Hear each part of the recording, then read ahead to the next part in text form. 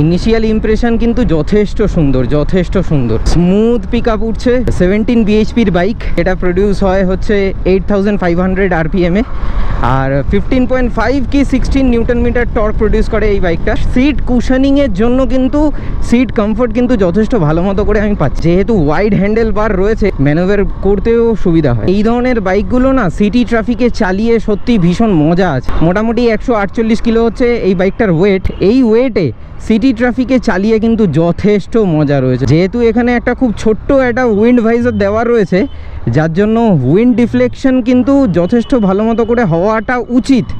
আমি যদিও highway stretch করছি না, যার জন্য খুব একটা কতটা ভালো উইন্ড ডিফ্লেকশন হবে সেটা আমি তোমাদেরকে এই মুহূর্তে বলতে পারছি না, বাট হওয়াটা কিন্তু উচিত।